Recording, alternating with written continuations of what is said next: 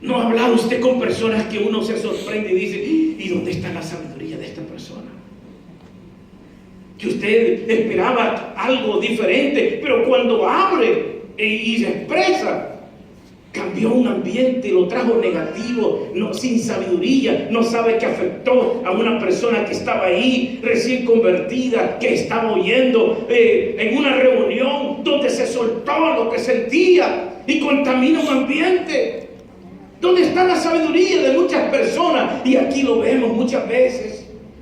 En esta ciudad donde estamos nosotros elaborando, viviendo, que muchas veces no hay esa sabiduría. Llegan las personas, por muy cercanas que vienen, a veces han venido con ese sueño, con ese anhelo de hacer algo grande en esta ciudad, y Dios les da la oportunidad, pero luego empiezan a envolverse en el ambiente, en la atmósfera que se mueve en esta ciudad. Y muchas veces la atmósfera realmente no es buena, es contaminante. Mujeres y hombres que trabajan a veces en la fábrica se dan cuenta. El ambiente es contaminante. En los trabajos hay siempre una manera de poder ver las cosas, y a veces el creyente se contamina con esos pensamientos.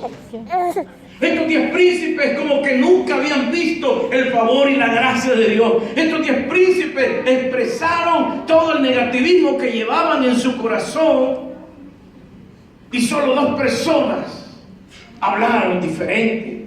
Solo Josué y Caleb expresaron y dijeron: nosotros subamos, tomemos posesión de la tierra, porque más podremos nosotros que ellos. El amparo de Dios se fue de esos pueblos, y con nosotros está el Dios de los ejércitos. Dígale que está a su lado: contigo está el Dios de los ejércitos.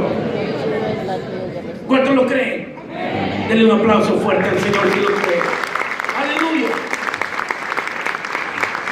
Y dice la palabra del Señor que aquellos 2 no pudieron frenar el mal que ya venía sobre todos aquellos 3 millones de personas. No pudieron hacer nada. Se contaminaron todos. Solo Moisés, Aarón y Josué y Caleb, los únicos que rasgaron sus vestidos y se humillaron delante de Dios. Y el pueblo buscaba apedrearlos. Dios los iba a matar ahí mismo, a todos los enemigos, a todos aquellos 10 príncipes. Dice que murieron por una plaga que Dios les envió. ¡Qué tremendo es las palabras negativas! ¡Qué tremendo es cuando nosotros decimos: no, pero es que esa es la realidad!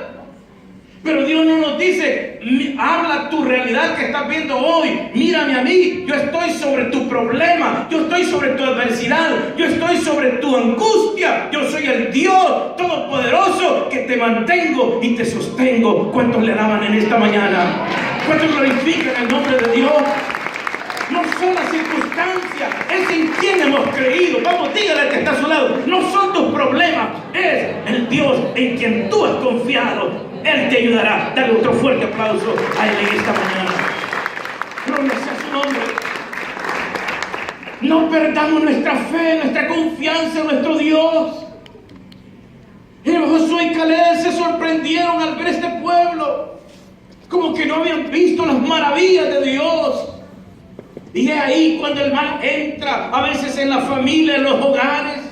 Entra el mal y el hombre y la mujer se bloquean y no ven la esperanza. Pero Dios les dice: yo estoy encima de tus problemas. Si tan solamente me buscaren a mí, si tan solamente buscaren mi rostro, yo les ayudaré.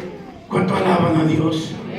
El Señor está para guiarnos, el Señor está para restaurarnos, Él no está para condenarnos. Él vino a morir para ayudarnos a nosotros. Vamos, dígale a alguien: Dios está a tu favor. Tóquelo y dígale: el poder de Dios está a tu favor.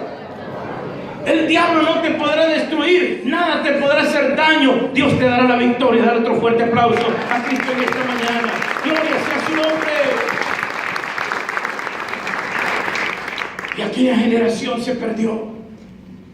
Se perdió la primera generación. No cambiaron su manera, no renovaron su mente, no renovaron su manera de hablar. Dios los mató en el desierto, se murieron. Y ellos dijeron, nuestros hijos van a morir también. Y dijo Dios, no, de sus hijos yo me encargo. ¿Cuántos alaban a Dios? A veces la nueva generación es la que conquista. A veces las nuevas generaciones van más allá de nosotros. Y la nueva generación no cuestiona, no se mete a problemas. La generación nueva es aquella que se mueve en la voluntad de Dios. Es la generación obediente. Es la generación que no cuestiona, sino cree en el Dios Todopoderoso. Y Él dice, Dios no me llamó a cuestionar. Dios no me llamó a esto ni a lo otro. Dios me llamó a obedecer y a creer su palabra. ¿Cuántos alaban a Dios? ¿Cuántos son de la nueva generación en esta mañana? Gloria sea a Dios, dale ese aplauso a Jesús. Con esa generación Dios cuenta. Con esa generación es la que se puede conquistar. Con esa generación es la que estableceremos el reino de Dios en esta ciudad. Líderes, hermanos, ustedes son parte de esa generación, de la nueva generación que conquista. Dígale a 1, 2, 3 personas, tú eres de la nueva generación, de la generación que conquista. Vamos, dígale 2 o 3. ¿Cuántos alaban su nombre? Generación. Escuche bien. Josué, solo Josué y Caleb sobrevivieron de toda aquella multitud. Solo Josué y Caleb de aquella generación antigua, solo 2. Ni siquiera su líder Moisés no pudo entrar por la rebeldía del pueblo. Lo sacaron de sus cabales y se enojó. Dios le dijo, háblale la peña, profetízale la peña. O sea, Dios quería llevarlo a otro nivel. Dios nos quiere llevar siempre a otro nivel. Es como la tecnología.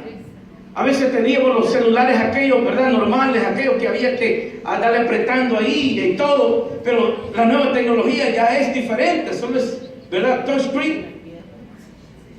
Y algunos solo le dan comando de voz y ya. Esa es la nueva tecnología.